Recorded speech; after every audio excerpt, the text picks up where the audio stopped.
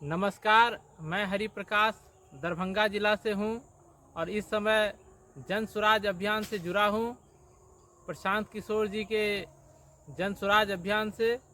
और जब बिहार में पलायन की बात आती है तो सिर्फ यहाँ के बिहार के युवा ही पलायन नहीं करते हैं, बिहार का पैसा भी बाहर दूसरे राज्यों में जाता है।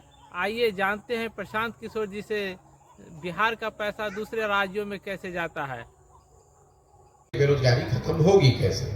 बेरोजगारी यहाँ खत्म होगी लोगों को पूंजी मुहैया कराकर। बिहार में जो बिहार से पलायन है वो सिर्फ श्रम का पलायन नहीं है, लोगों का पलायन नहीं है, बुद्धि का पलायन नहीं है। एक बहुत बड़ा पलायन यहाँ से पूंजी का पलायन है, जिसकी चर्चा यहाँ लोग करते नहीं है, जिनकी समझ ज्यादा है नहीं लोगों को। पूंजी जो है वो रोजगार का सबसे बड़ा जरिया है। अगर मान लीजिए कि आपको बाल काटने आता है, अगर आपके पास 10, 20, 50 हजार रुपए हो और बैंक से आपको 1 लाख रुपया कर्ज मिल जाए तो आप एक सैलून खोल लेंगे, उसमें 3, 4, 5 लोगों को नौकरी रोजगार दे देंगे। लेकिन अगर वो पैसा पूंजी आपके पास न हो तो बाल काटने आने के बावजूद जाकर किसी सैलून में आप नौकरी करेंगे, मजदूरी करेंगे। तो बिहार में पूंजी क्यों नहीं है? पूंजी के 2 स्रोत है, इसको पहले ध्यान से समझिए। पूंजी 2 तरीके से लोगों को मिलता है। एक, जो पैसा आप कमाते हैं, कमाने के बाद जो खर्च के बाद पैसा बचता है वही आपका मूलधन हुआ, पूंजी हुई। अगर आप 100 रुपया कमाए, 80 रुपया खर्च हुआ, 20 रुपया बचा, वही आपका पूंजी है। तो एक पूंजी का जरिया है बचत, दूसरा पूंजी का जरिया है बैंकों से मिलने वाला कर्ज।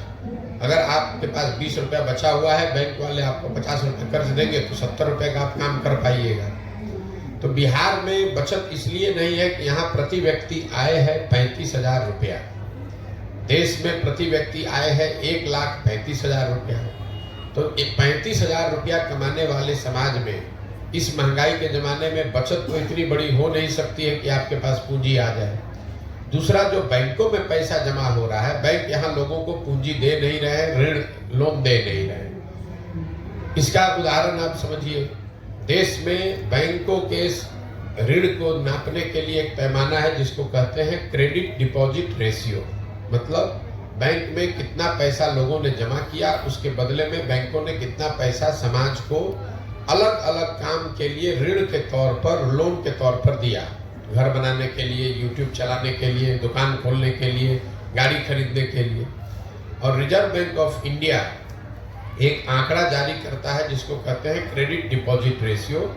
देश में ये आंकड़ा है 70% का। मतलब जितना देश भर के लोगों ने बैंकों में पैसा जमा किया, अगर 100 रुपया जमा किया तो बैंकों ने 70 रुपया कर्ज के तौर पर लोगों को वापस दिया। बिहार में सीडी रेशियो है 40%। 1990 में जब लालू जी मुख्यमंत्री बने तो बिहार में सीडी रेशियो था 40। लालू जी के 15 साल के शासनकाल में सीडी रेशियो घट के हो गया 28। और अभी 18 साल के नीतीश के प्रयास के बावजूद भी ये अभी भी 40 ही है। इसका असर क्या होता है ये समझिए।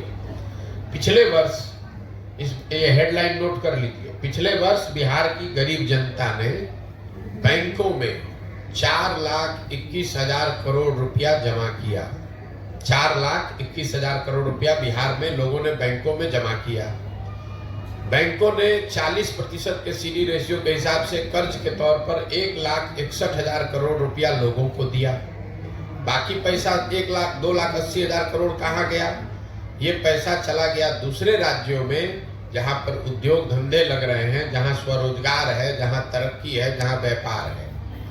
1990 से लेकर पिछले वित्तीय वर्ष में कुल जमा 1990 से अगर आप जोड़ेंगे 32 साल में बिहार के बैंकों ने 26,20,000 करोड़ रुपया, बिहार के लोगों का रुपया, ये बाहर के उद्योगपति का पैसा नहीं है, ये सरकार का बजट का पैसा नहीं है, बिहार के लोगों के बचत की हुई राशि 26,20,000 करोड़ रुपया बैंकों ने यहाँ से ट्रांसफर कर दिया दूसरे राज्यों में जहां पर तरक्की है, व्यापार है, रोजगार है।